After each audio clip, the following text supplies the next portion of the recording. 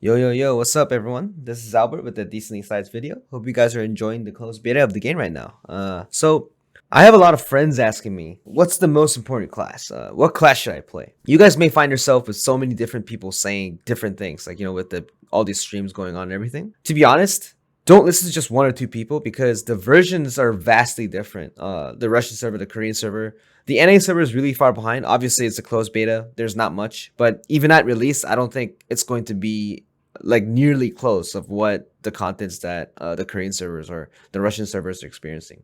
The issue is that some classes really shine, and their playstyle is completely changed at the end game. Let's take Demonic for example. Demonics underperform in the beginning tiers because you lack battle attributes, engravings, and runes.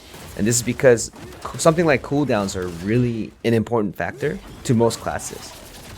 Setting up a character to its full potential takes a lot of time and money, and for NA server it's impossible because it's not updated to that point. It is important for you to just like the playstyle of that class. So if you like Demonic still, right, you transform, you just like the point that it transforms and just dishes out damage, you will only be more comfortable when you get better gear. So to be sure, I still see Korean users being frustrated again with the class decisions. So just please watch out on that point. You are not playing the class to its full potential right now. So just keep that in mind. To give a quick conclusion before going into the details, here are 3 pointers. You can definitely end the video here if you guys want, actually. 1, you should try out as many classes as you can. Max level doesn't really mean anything in this game. It really doesn't mean anything. I really recommend you guys to try out as many classes as you can, which it continues to point to. You should pick a class that you're really comfortable in terms of control and movement.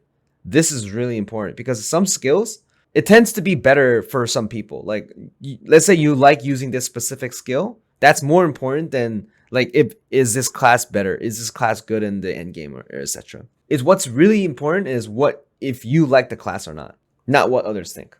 Number 3, you can if you really want, but do not decide on a challenging class as your main character. Like, you'll actually regret it. For example, there are a lot of glass cannons in this game, usually the range characters, like Gunslinger, right?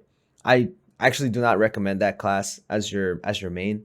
This doesn't count for closed beta though, because when I say main character, that's you fully speccing it up and spending a lot of cash and a lot of time and a lot of money. I've seen so many Korean users choose a class that is very glass cannon and dying all the time and not being able to join raids and stuff. This is not them being unskilled at the game.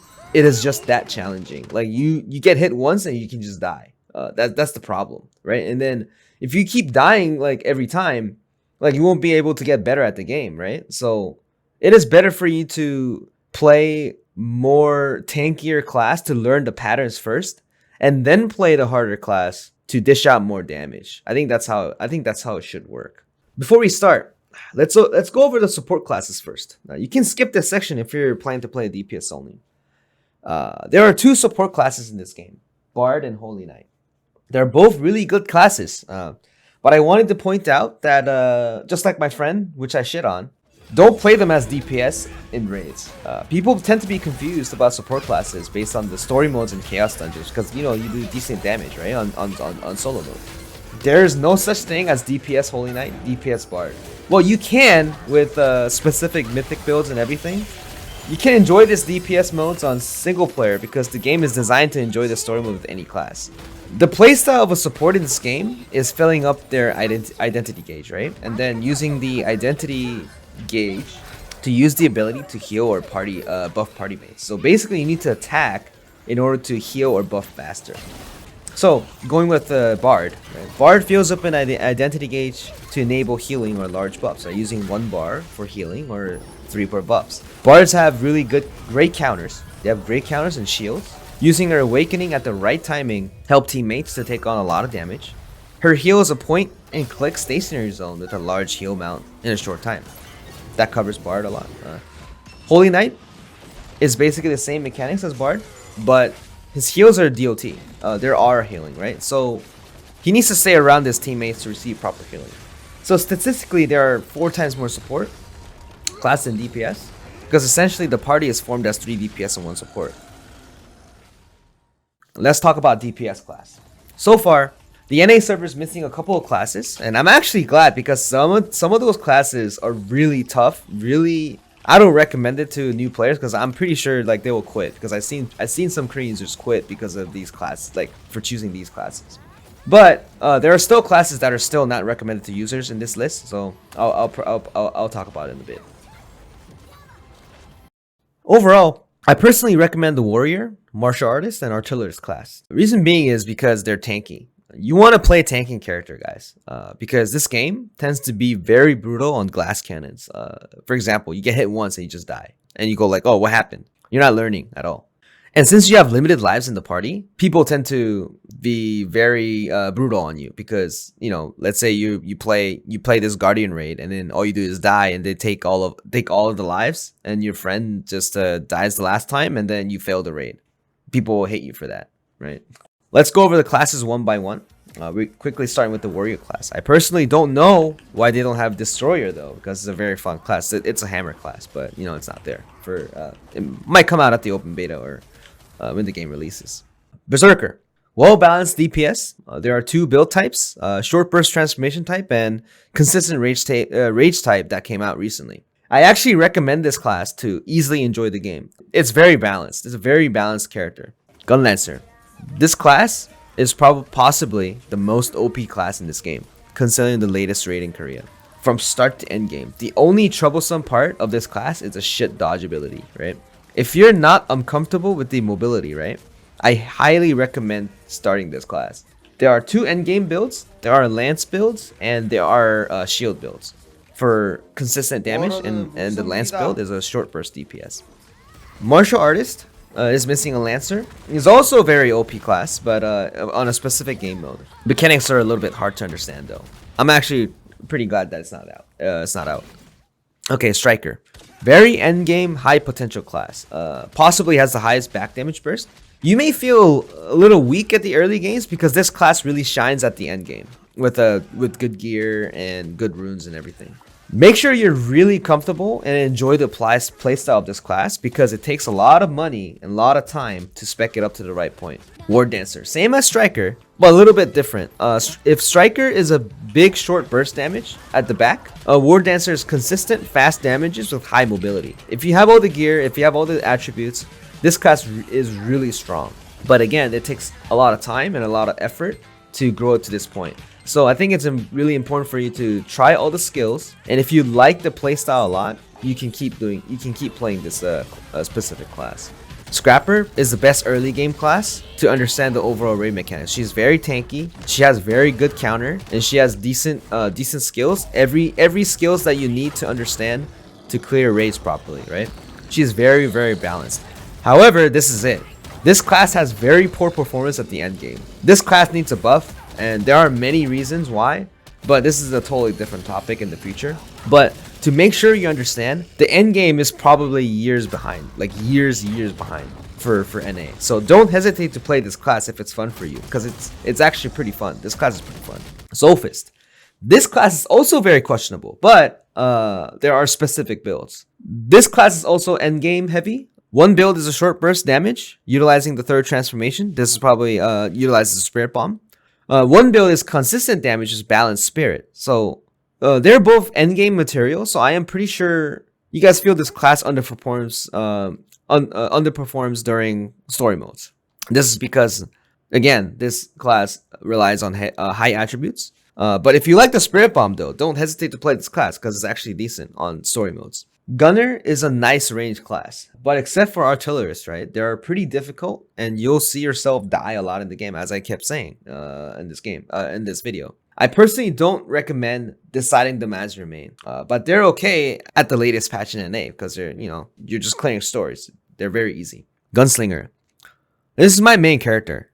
She's very versatile, a range character. Possibly the top tiers because of their superior positioning and their easy DPS. However, as I said before, she's a very glass cannon. You may die a lot. So if you're really new at this game, I kind of don't recommend this class. It's really challenging. But if you like the challenge, feel free to play this class anytime. Okay, Artillerist. So this character is really great compared to what others are saying. Playstyle completely changes at the end game, dishing out crazy amount of skills. Having this class at the end game raid content, it's actually really good as your party mate because it has the highest stun, and it's pretty tanky, and it does decent damage. So I highly recommend this class to just try it out. Deadeye. Unfortunately, this class is statistically the worst class in the Korean server. Statistically, right? It's not bad. I'm not saying it's bad. Gunslinger is just better in every way compared to Deadeye. This is the issue. The only real advantage of Deadeye is more DPS in a conditional easy back environment. If the raid is easier for you to do more back attacks, Deadeye will do more damage. However, the harder raids, it is really tough to do back attacks actually. So you're risking yourself to do close combat with the shotgun, which is Deadeye's main arsenal, compared to Gunslinger, which is rifles. Well, he looks cool. I guess that's about it. So you won't have any issues though clearing the story content. So feel free to enjoy the class if you like it. If you like it, I'm not stopping you. Okay, Sharpshooter. Like Deadeye, this class also underperforms compared to his vitality. However, few top PvE players are Sharpshooters, and this is because they have ridiculous gears. The amount of money and time required to grow this class to a certain point probably requires 2 or 3 of this class at the same level. So, since the NA server, this patch is like pretty slow, you can still play it. But at the end game, you may feel that the character is very limited and very weak. So please keep that in mind. Mage is Summoner. Mage is missing Arcana and Wizard, so the only DPS class is Summoner. Summoner is really decent overall. I'm pretty sure people playing Summoner really likes it. You know, they summon a bunch of spirits. They have decent AoE damage, all that stuff. However, in order for you to reach the end level of Summoner, like Sharpshooter, it costs ridiculous amounts of money and time. But if you're enjoying the class itself, if you enjoy the story, if you want to enjoy the mid-game content, this is a very good class. It's very balanced. It's ranged class. You're very safe. You can learn the mechanics very easily. But to make sure you understand, it's a very high potential end-game character, but it costs a lot of money. So fun note, Assassin class is missing a Reaper. And I'm actually really glad because I personally don't like partying with that class. So whenever that comes out, I'll explain it probably later. ShadowHunter. This class is not very good in NA, and I'm pretty sure why. I'm pretty sure you guys know why. People may find themselves not transforming fast enough, and when you transform, you get like a penalty. This is because the patches are only tier 2. With more updates, this class really shines with high efficiency in gold and performance, gold/performance, because you'll be able to transform very quickly in few skills.